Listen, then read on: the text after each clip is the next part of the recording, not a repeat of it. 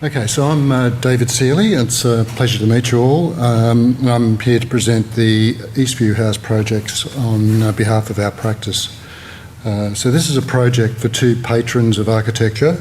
They are actively involved in architecture in Victoria, in fact probably internationally, and they came to us with a brief with a desire to be inspired, for us to be inspired by the likes of John Lautner and Jean Prévost.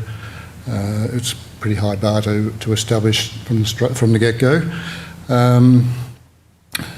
They wanted a robust and environmentally sensitive house, a site-appropriate lock and leave house as well.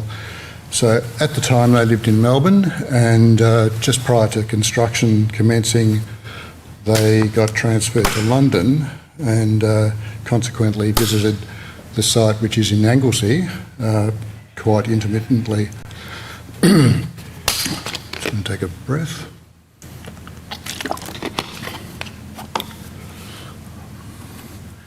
So the site is in Anglesea. It's about 120 kilometres southwest of Melbourne, and it's an area that's has the natural environment, the ocean, the mountains, and high coastal cliffs are both inspirational and omnipresent.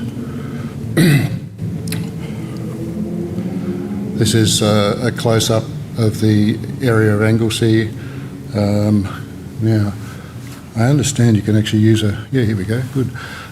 So there's coastal cliffs along here, and the site is here and looks eastwards, probably looks maybe slightly northeastwards along the coastal cliffs, which was the image that showed at the start.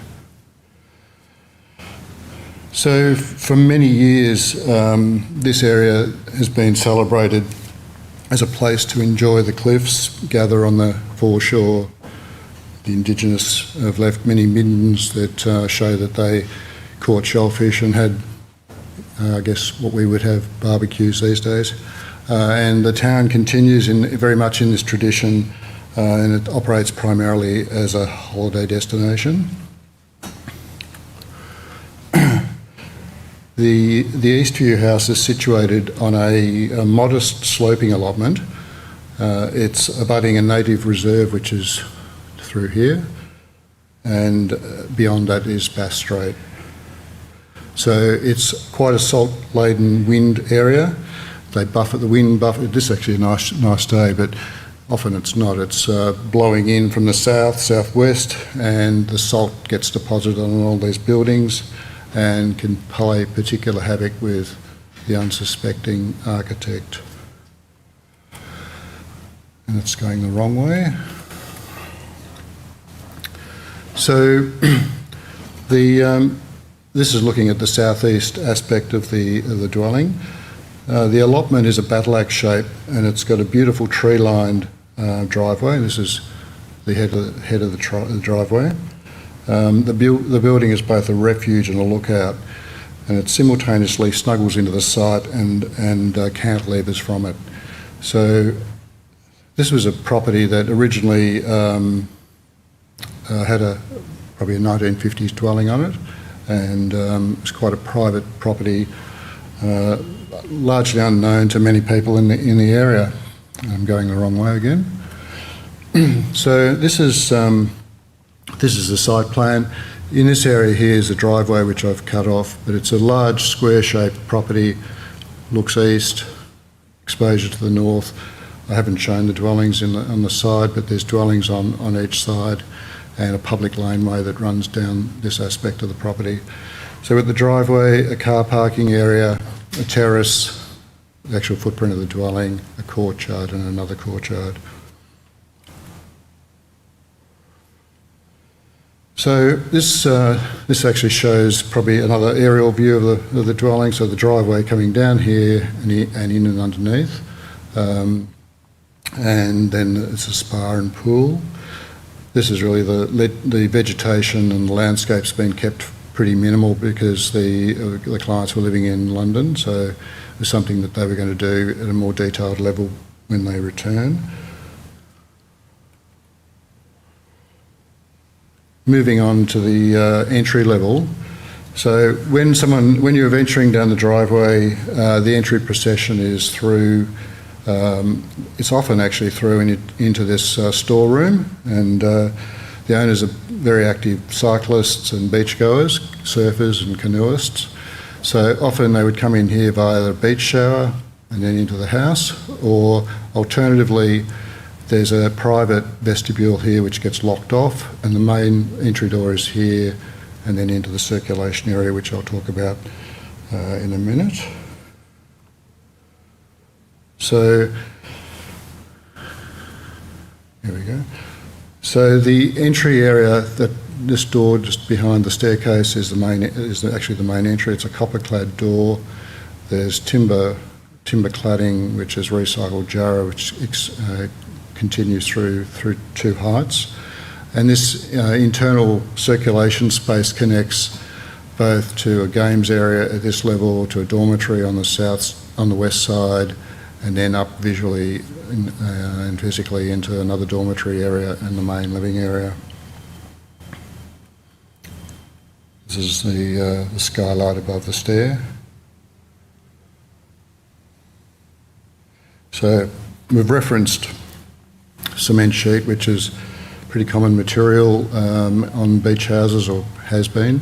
So the entire ceiling and the soffit is lined in cement sheet. It's fixed with maritime screws, and quite a labour of love, a lot of work involved in that, so they tell me. So again, this is sort of looking at the entry, the copper-clad door, looking out into the driveway. So coming through a little vestibule and into the base of the stair area. This is the games room I referred to.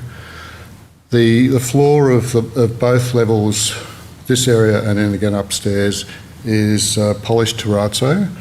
So there's many middens, not that we were destroying middens, I must say, but there's many middens, piles of shells along the coast, and at the time there was a quarry in Point Lonsdale that supplied shell grit, and our intention was to use shells in the matrix. That quarry unfortunately closed down, so the shells were still on the agenda, and they had to be bought from Shark Bay in WA, which was a bit of a mission. 30 seconds, wow. All right, I better go through it. So this is another view of the stair going up to the top level. It's a massive effort for the joiners and the carpenters, concreters.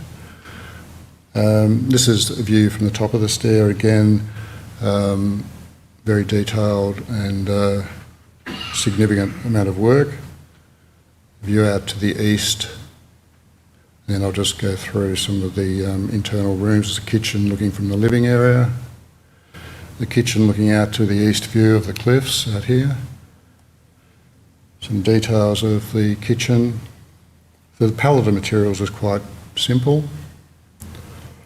The upper level, which I'm not going to be able to not have time to explain, but it's the upper level planning of the building. It's the project architect enjoying his work. And a section through, so there's a swimming pool and spa that's hidden on the north side of the building. And then there's some elements, the recycled timber, compressed cement sheet, the concrete work, the courtyard down underneath here. And that's the last slide. So I'll just quickly go through some of the sustainability aspects of the building. So there's recycled timbers used with screw fixings, enable it to be reused again, the compressed cement sheet, a lot of stonework that can be reused, high strength durable concrete. The floor of the kitchen and living area is actually rubber, natural rubber, and terrazzo, which I mentioned. And then there's gabion walls, which we don't show in the photos, but they're filled with the recycled bricks and masonry from the old dwelling. And probably run out of time, haven't I? Yep. All right, so sorry about the timing on that.